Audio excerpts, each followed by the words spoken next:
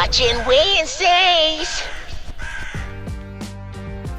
Hey, what's up, everybody? It's Uncle Sam, and welcome to another What We're Watching Wednesday. This week, my pick for you is going to be HBO's 2002 series, The Wire.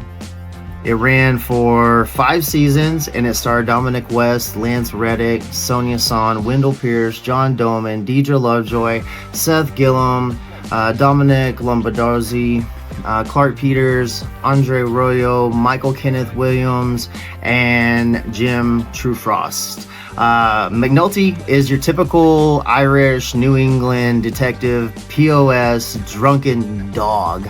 But whenever he gets a case in his mind, whenever he gets a case in his head, he will do absolutely anything to close it. Almost anything. It's a pretty righteous show. It's pretty gnarly, man. It's pretty hardcore as far as language and whatnot. I really enjoyed Michael Kenneth Williams played Omar Little. He's a stick-up boy, crazy dude. This is some gangster stuff, man. Even Method Man played in a couple seasons there towards the end, especially. I really enjoyed seeing Dominic Lombardozzi. Difficult name to say. He plays Herc. He also, you might recognize him from Tulsa King. He also played, Wendell Pierce played Bunk Moreland in The Wire, but he played Robert Zane in Suits. So I just covered that if you haven't seen that, or if you have seen it. Bunk Moreland is nothing at all like Robert Zane. These are two different creatures. These are two different characters all around, all the way together. So, like I said, very hardcore on the language and all that stuff. Pretty graphic. These are the mean streets of Baltimore. Anyways, like I said, 5 seasons. It's on Max. I binged it in like 6 days or something. So anyways, I've still got procedures going on with my neck. Looking forward to having more relief on that. So that's kind of what's been keeping me back. Random Ninja is working in the evenings. School's finally getting back in the session. So hopefully we can get back into regular rotation. So love you guys. Peace. And we'll see you next time.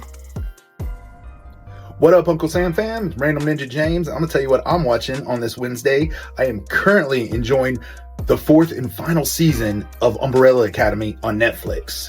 Now, this show debuted in 2019 based on the comic book that came out in 2007, written by none other than My Chemical Romance frontman Gerard Way, who is my wife's all-time favorite band, is My Chemical Romance, and we just listen to a lot of it in this house. And Gerard Way especially, because of his other, his comics and his shows and even his solo work as a musician it's really good stuff.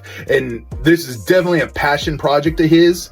Being such a big comic book fan, it's like, yeah, I'm gonna be a rock star so that I can be a comic book writer. I can understand that. I relate to that. I'm neither a comic book writer or a rock star, but if I was one, I would make it lead to the other.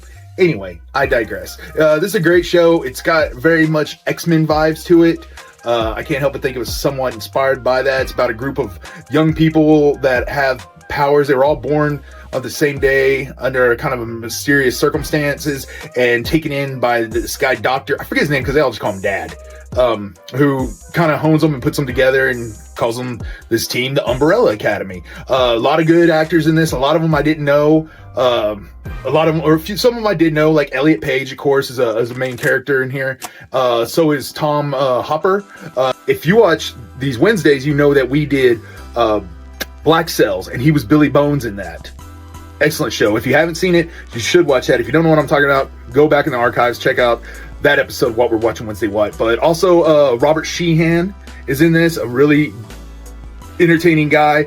Adrian Gallagher, a young man who plays a much older character. I don't want to give away too much. David, I don't want to say his last name because I've never heard it out loud and I don't want to butcher it and insult him or anybody with the name, but he plays Diego, a very cool character.